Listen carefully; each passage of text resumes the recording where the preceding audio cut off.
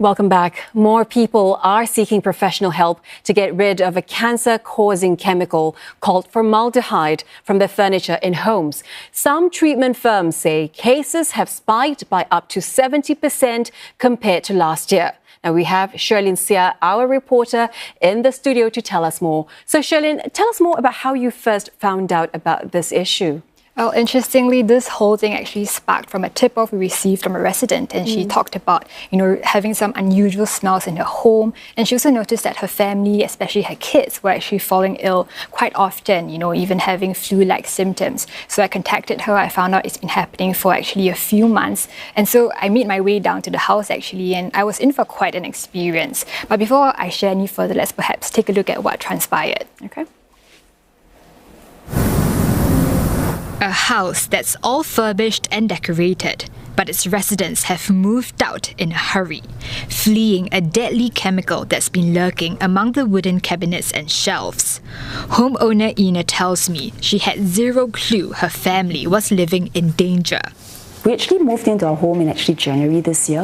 The kids kept falling sick quite often. At one point in time, my son was sick for a continuous 2 months. Sometime in the month of April, my friend came over, and she's actually an architect. So when she opened up one of the cabinets, she was like, "Oh, strong formaldehyde smell." What was meant to be a place of refuge had become a source of worry.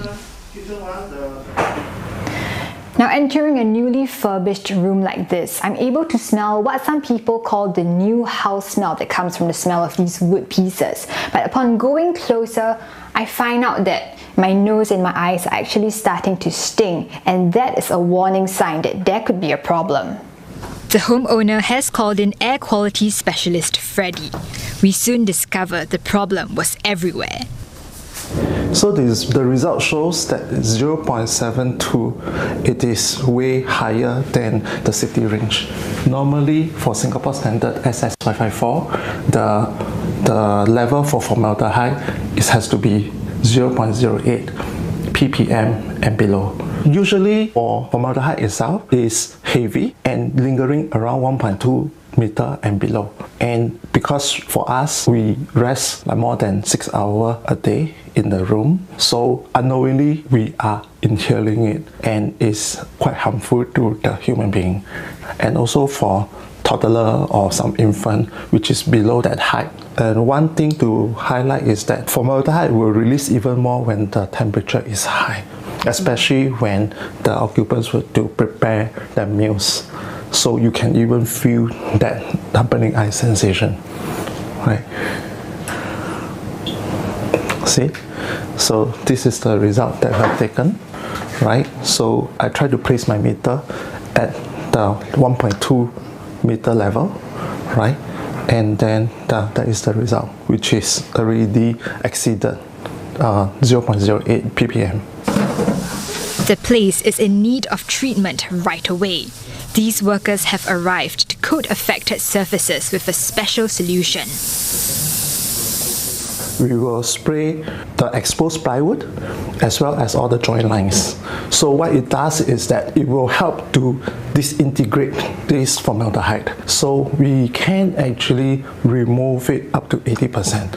The rest of the 20%, I always encourage the house owner to leave it for natural ventilation. After nearly 7 hours, I came back to see the results.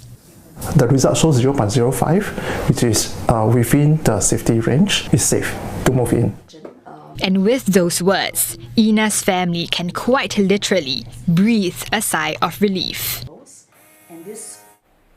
Great story, Sherlyn. Nearly 7 hours of treatment, you said in your story.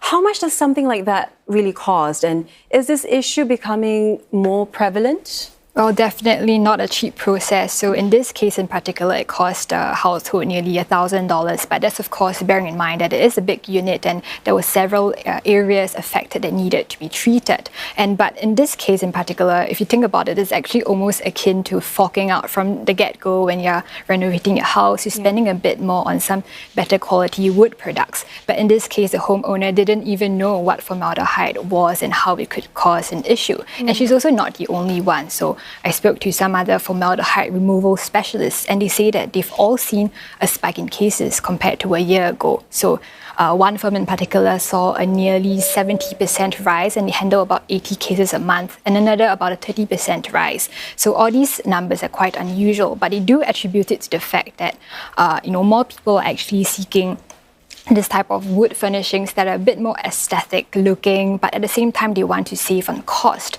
So when that happens, what's often used in its case is plywood that's often used with laminate furnish, for example, and that then uses formaldehyde.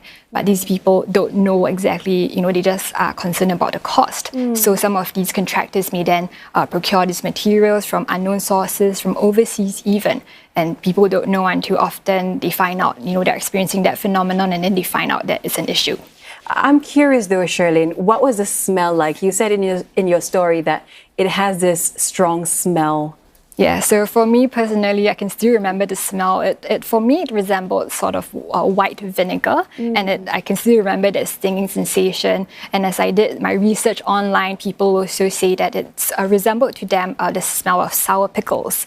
And so to break it down further, it's actually quite interesting, because when you look at why the smell even comes about, is because the chemical formaldehyde, there is this process called off-gassing, and that's when at high temperatures the chemical emits a certain type of gas which causes that strong smell. And when you think about Singapore, it's always hot weather, so at room temperature it's already enough to release that gas, which can be harmful. But why it's so commonly used in products is because of the chemical compound. It forms a good glue, a good resin, and that's why it's so commonly used in furniture, in wooden furnishings, and particle boards, for example. And for a fun fact as well, because it actually preserves proteins, it's also used to preserve and even embalm bodies and lab specimens, for example. And so some people might know it as formalin when it's mixed with water. But all this, the harmful part is, of course, when you come into close contact with it, you inhale it. And although the exact mechanism of how it causes harm is not exactly known, what research has shown is that it has the ability to disrupt cell membranes and destroy proteins. So for more, I actually spoke to a doctor, and let's have a listen to what insights he had to share. The person may experience symptoms that are localized. For example, skin irritation. If it's at the eye, you can cause eye soreness or irritation. Or you can also suffer from bronchitis, difficulty breathing, or even may trigger off an asthma attack. Of course, for long-term effects, there are studies that have shown that formaldehyde is carcinogen. So it can possibly cause cancers like nasopharyngeal cancer or leukemia. So if it's so dangerous, Sherlyn, are there no regulations on this? Well, it's definitely a pressing issue at hand, and there are certain guidelines to really keep this matter in check, although you have to know that a lot of them are actually not mandatory because of the nature of these products. So for one, there's a national safety standard, and this is for indoor air-conditioned places, that it has to be below a level of 0.08 ppm, and that's parts per million. That basically is a measurement for the concentration of a chemical. Okay. But once again, it's not compulsory, and so and it also does not consider non-air conditioned places. And if you think about it, that's basically the majority of Singapore homes. But formaldehyde is definitely something that the National Environment Agency is looking into. So if you recall, just earlier on in the year, in March, they actually came up to introduce some regulations for formaldehyde in interior paints, and that will kick in from 2026.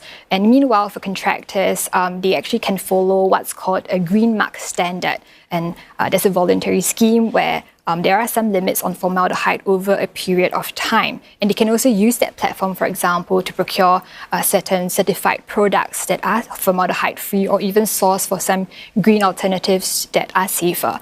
But from speaking with an engineer, he actually told me that it's actually quite difficult to enforce any regulations because of the nature of these products that are often, composite materials. Let's have a listen to what he had to say.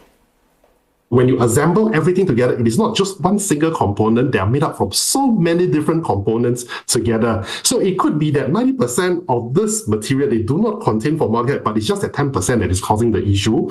And so hence, it is more difficult to test for furniture when we want, or in this application of regulation for this product finishings or product furnitures itself. So, Sherlyn, I suppose it's good that there is awareness about this now. What can we do to make our homes safer, though? Well, there are certain ways to do so. And for one, I think if people are concerned if formaldehyde is an issue at home, well, certainly the telltale sign is what we saw earlier. It's not just a new house smell as some people might think it is, but if you go closer to the product, you find out your eyes are stinging, your nose and throat are a bit irritated, then that for sure is a warning sign.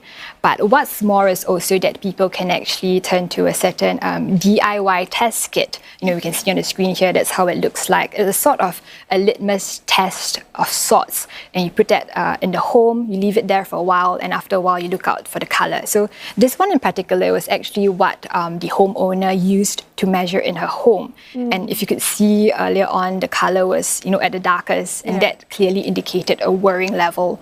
So, and afterwards, there are basically other things that people can also do to counter the problem. Now, firstly, the stakeholders all told me that ventilation is basically the key to disperse it. So, you air it so that the chemical can be dispersed. You keep the windows open so that it can go out of the house. But also another fact is to also do it regularly, because the chemical may linger in the product for a while, and after months or years, if the conditions are just nice, if it's hot, then it still could get dispersed. So do that regularly. And if people are still concerned, they can actually buy some off the shelf, some formaldehyde removal products as well. So for example, activated carbon is shown that can actually counter-react with formaldehyde to neutralize it.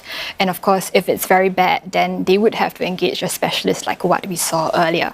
But ultimately, at the end of the day, they all told me that prevention is also key. So the idea is that if residents know the issue now, then they can also discuss it with their contractors, interior designers off the bat to really know where the wood is coming from and to make sure that it's safe for the home. All right, I'll be sure to note down all these tips, Sherlyn. Thank you very much for speaking with us. Our reporter, Sherlyn Seah here. Thank you very much.